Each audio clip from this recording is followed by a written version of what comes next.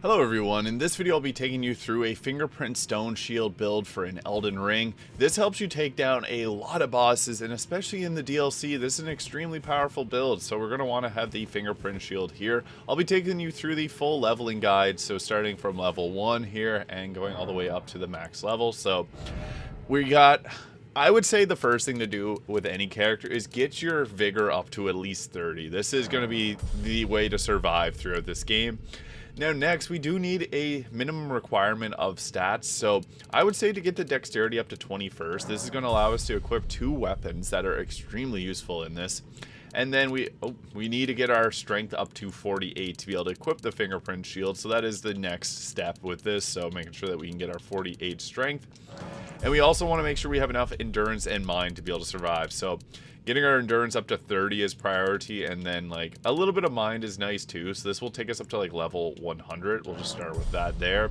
Just to give you an idea of what this is going to be like, so this allows us to move around freely with this. We will have a heavy load, so you may have to use different equipment, but the fingerprint stone shield here, I like to have no skill on it so that we can use the skills of our weapons. So like the Nagakiba here, I have the Bloodhound Step on it, so we have a good dodge and a block. So you can block, Bloodhound Step, get mobility to move around, and having a bit of mind is important for that. But ideally, once you get your stats up to here, it's nice to have more endurance, because using the shield, every time you're hit, it's going to take a number off your endurance. So having more endurance is always helpful. You can see there, stamina's up to 145 now.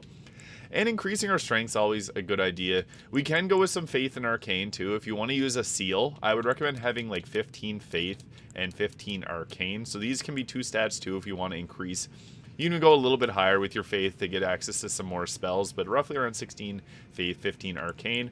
And then putting our strength up maybe like to 50, and putting the rest of the points into like our stats here between endurance and vigor. Ideally, we get our vigor up to about 50 if we're going at a level 150 build, and then we can put the rest into like our endurance there. Like having a high endurance is actually really good, because this gives us more survivability. A little bit of health is always nice too, but we can go into some of the other stats there. So this is it for level 150. 52 vigor, 20 mind, 46 endurance, 50 strength, 20 dexterity, and then 16 faith, 15 arcane. And I'll take you through what we can actually do with that. So this gives us the ability to have a medium load with this shield, because the shield's really heavy, and having 2 weapons.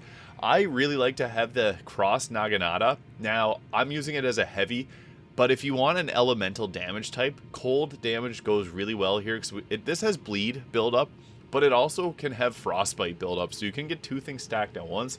I was able to beat the DLC boss with this as a cold cross naginata, so that was actually really effective. But also Bloodhound Step is a good one to use there, so you can go with that. I also like to have the Anspur Rapier, which has Scarlet Rot buildup. I like to add Blood Loss buildup to it as well, because that's going to help out with just overall damage, because both of these will deal bleed damage, and then our shield's there for survivability.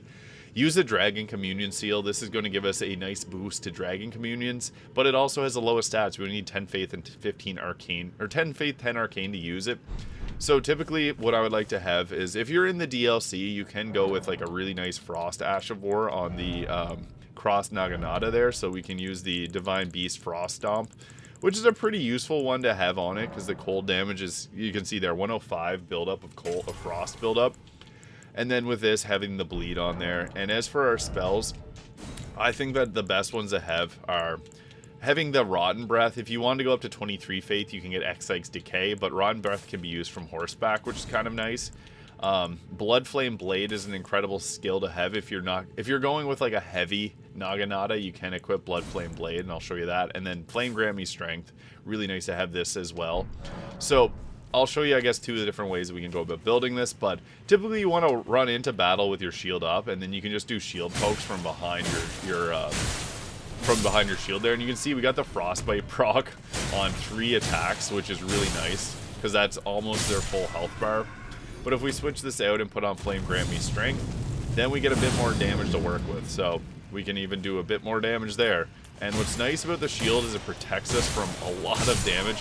We get the bleed proc on our 3rd hit there, but with Flame Grant Me Strength, we can get the elimination there, or we can get the kill there with just 3 hits, so that is pretty good. But the Frostbite plus bleed combination is extremely useful, because you can like tank a lot of these hits. I'll also show you the Blood Flame Blade there, because that's another way I like to go about doing this. So you want to have it as a heavy imbuement there, because that's going to add our strength to the damage, which is something you want because we're going high strength here. Now, the Ash of War, it can be whatever you want for this one here, but I'm just going to go put it back to the Bloodhound Step. Actually, no, I'll do something different here, but going with the heavy is going to give us the most damage on the Cross Naginata there. And then what we can do is we can switch out and use Blood Flame Blade on it. In addition to the Flame Grant Me Strength, the damage for that gets really good. So I'll show you here now. We can just go up and poke, and see there, we almost take it out 2 hits now. And then we got the bleed proc on the final hit. So these two together can be extremely high damage. I highly recommend going with the Blood Flame, because it's a fun way of doing it. And also, if you want to build up Scarlet Rot, you got that too in your offhand. So the typical way about fighting bosses would be to poke them with the Anspur Rapier until they get Scarlet Rot. And we got bleed off there pretty quick and easy too, but I don't think we'll be able to proc the Scarlet Rot without killing these guys. And the Anspur Rapier actually gets some really good bleed build up too. We're able to hit the bleed on 3 attacks there, which is awesome.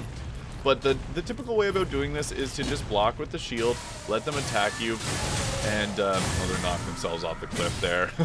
But the shield is going to keep you safe from a lot of boss attacks. These ones work through, we're able to hit through the shield. You're not impervious to all damage. Like if you get hit from behind, you can get hit there. So you do have to be mindful of that. But what we're going to want to have for our talisman, I really like the Dragon Crest Great Shield Talisman. Swap this out depending on the boss's damage. And even so, we can take Shard of Alexander off. I just like this for I have the Frost Stomp on typically, and it boosts up the damage of that. You also probably will need the Great Jar Talisman to be able to equip everything, because the shield weighs a lot. But if you don't need it, or if you like going with lighter gear, you don't need this one. But the Two-Headed Turtle Talisman or the Green Turtle Talisman, this increases our stamina recovery speed. So whenever we're attacking with our shield, this allows us to regenerate our endurance back pretty quickly. So just a little example of that.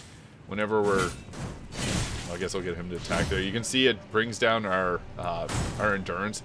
Not by a lot, because these guys don't hit very hard, but against some bosses, it's going to chunk away your endurance bar. And you want that to regenerate as quickly as possible, because that just means that we have greater survivability. We can use the shield for longer. So yeah, the Turtle Talisman helps a lot for this, but the Fingerprint Shield is very effective and makes some of the bosses in this game a whole lot easier. So I just wanted to cover this video and give my thoughts on this build, because I used it to beat the DLC in Elden Ring. So yeah, you can also time your charge attacks too. You don't have to just go with the pokes there. If you see an opening, you can go and charge the attack, and it will give you more damage, obviously. So there it is. That is the Fingerprint Stone Shield build guide for an Elden Ring. If you found this video useful, please hit that subscribe button below, and I'll see you all in the next video.